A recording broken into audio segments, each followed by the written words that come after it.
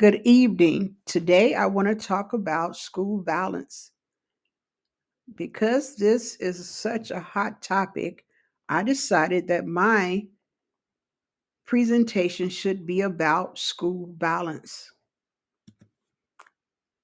School violence has increased within the past 10 years. Teachers are witnessing violence at a major high, yet little research is conducted to include the teacher's perspective about violence in the school. Therefore, this scholar has decided to talk about school violence from a teacher's point of view. First, I want to talk about the mental health on students, the impact of school violence on a student's mental health. Now, we all know that mental health is real, and the violence that happen in schools, no matter if it's from fellow students, student to student, teachers on students, students versus teachers, or other staff members, the violence to witness it can have major impact on a student's psychological, social, and physical being. It must first be understood because it can be dealt with if we understand why and what. Why is this affecting my child? What can I do about it? Mental health. You got to understand the impact and how it affects your students. And then you got to know how to be able to deal in order to heal the trauma of violence. School violence can come in several different ways. It could be physical violence, psychological violence, sexual violence, bullying, cyberbullying, and so on. I found this chart, for the lack of a better term, on school violence and its negativity impacts on a person's health. You will see this is from the Center for Disease Control and Prevention. Here's a list of some of the health conditions, possible side effects of school violence: death, cuts. You might find students cutting themselves, bruises, broken bones, gunshot wounds. All of these things happen. Head trauma, physical disability, and suicide. The invisible negative health related side effects can be depression. You can't see depression unless you really know the student. They can have anxiety, fear, psychological problems, all because of school violence. Maybe they were a part, maybe they were a victim, maybe they were just eyewitnessing or witnesses to the violence. The effect of bullying on victim. I work at an online school, and I often ask my students, why did your parent choose to send you online? And one of the top reason is they would say, I had a bully. And then they would go on and share how they felt. And this slide has a list of some of the things that bullying could cause. This is violence. It can cause depression, sadness, loneliness. The child can't sleep at night. They got insomnia. They start scoring lower on their achievement tests, on their daily work. It's very, very disturbing. They have headaches. They might lose their appetite, their self esteem. It's just beaten down, all because of a bully. They might be afraid to go to school. The older they get, they might even drop out of school. They can't deal with being in social groups, emotional adjustment. They can't make friends. So it is very devastating to have a bully. And I was like, oh man, this is really hitting close to home. Not only are you hearing about violence in other places, you are hearing about violence right here in St. Paul Public School, where we are employed. So what do we do? CBS News covered a story that was kind of recent.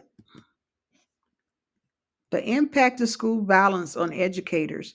Educators in many school districts face violence at the hands of those they are employed to educate. However, there is limited research on how to address the situation. I have personal experience, or should I say, I know of people that were personally attacked by students. Not good at all. You got teachers just this year. I was talking to a principal that said a couple of her teachers got hit and they actually quit the whole field of education. And these were not new teachers. The one spouse, like, nope, my wife is not going back out there. She's going to have a baby. She does not have to work. So she couldn't return. Then another teacher got hit. The husband said, nope, got to get you from over there. So you got a lot of people, and you wonder why we have a teacher shortage, but yet no one even interviewed teachers to get their perspective. Scholars conducted a study in the Minnesota school system and found that special education teachers and teachers' assistants are attacked more often than other employees in the school district. Talk to the special ed people. I would guarantee you that at least 95% of those that work with our special babies have been attacked, even with the little bitty children. And then you got social media that cause violence. Social media plays a major role in the promotion of violence in the lives of young people in America. And it can overflow into school. And we just witnessed that, I believe, this year, where we had a student to transfer to one of our schools because his intention was to fight a fellow, I don't want to say a fellow gang member, but the opposite gang members. And we know how that ended tragically with him killing him, stabbing him to death. So it is right here at home in the state of Minnesota in our school district. And here's proof of social media causing gangs to bring fight to fight. And then it comes to school. School's threat on TikTok. And let's listen to a little of the news. The threats on social media are not only forcing school districts to deal with it, but also officers like those here at the Arlington Police Department who urge parents to let their children know, real or not, they take the threats very serious. Social media school threats are no joke to law enforcement, especially where school shootings have happened in real life. After the Timberview High School shooting earlier this year, Arlington Police is on defense after even more threats in the area. We have seen an increase in threats, especially in the last few, I would say, weeks, related to social media posts. And they're not alone. The TikTok thread is a challenge to do a school shooting on December 17th. It has spread not only across Texas, but coast to coast, from California to Michigan to New York. And here at home, you can now add Allen Independent School District to the list. Although proven not credible, some local police departments have federal resources to help investigate. The FBI has been very clear from the beginning of this that they are there to lend their full support anytime a threat is made to a school. A threat made at the middle school in the Louisville School District left Laura Culture looking for answers. You start to question if you want to send your kids to school, if you want to keep them home from school. Still, parents are urged to monitor their kids' cell phones, especially since this year alone, more and more students are in trouble for threats. I can think of probably 5 or 6 in just this semester that we've had to arrest people out of the school or go to their home and an arrest was made. In Arlington, I'm Scoop Jefferson.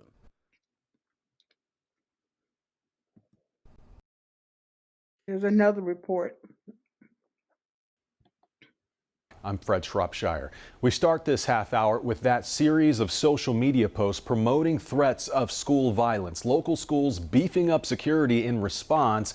And in one local district, thousands of students didn't show for class today. WCNC Charlotte's Brandon Goldner explains how it's impacting your child's classroom. Brooke Hostetler needed a good night's sleep before ultimately deciding to send her daughter to school today. I've been nervous all day, haven't been able to work. I could have kept her home, but it is a national threat and I can't keep her home every time there's a threat. Those threats of school violence from that viral TikTok challenge convinced other parents to make a different choice. Iredell Statesville Schools Superintendent Dr. Jeff James says 25%, or about 5,000 of the district's students, were absent today. At that point, the rest of the day is not going to be about education. We'll go through the motions, but as a teacher, if half your class is out, you're going to have to turn around and reteach what you taught. He says they already disciplined 2 students who made threats this morning, which were later determined to be not credible. It gets a little taxing, and our teachers are already stressed. UNC Charlotte professor Anita Blanchard studies psychology and organization science. She's also the mother of 3 CMS students. Being able to choose perceived control is very important for mental health, and they were aware if at any point they did not want to go to school or they wanted me to pick them up, I would. Hostetler allowed her daughter to make that choice, and now she eagerly awaits for the school dismissal bell. Tight hugs, we're going to do a lot of things this weekend, a lot of Christmas stuff, holiday stuff, and so it'll be good once I get her and the day's over. We asked CMS if they received any threats of violence today or if they disciplined any students for making threats. We still haven't heard back. At CMS headquarters, Brandon Goldner, WCNC Charlotte. I'm Fred. So my design action plan, the creator of this presentation will continue monitoring the acts of violence in the public school, especially as it continues impacting students in which she is assigned to educate. St. Paul Public School has been making national news as violence increase in their schools. Principals, future principals, you have to get ready to make sure that you have a solution, strategies. How can you keep violence out of your school? And I found these frightening images of right here at SPPS. There's our superintendent. There's a board meeting. Parents protesting. News media trying to ask questions. Carrie Lavin had the breaking news. What happened? These are different images of fights in our schools. One major fight or acts of violence at Washington. We even have the stats if you want to read them. So I'll just kind of flip through. School bullying. Look at the numbers.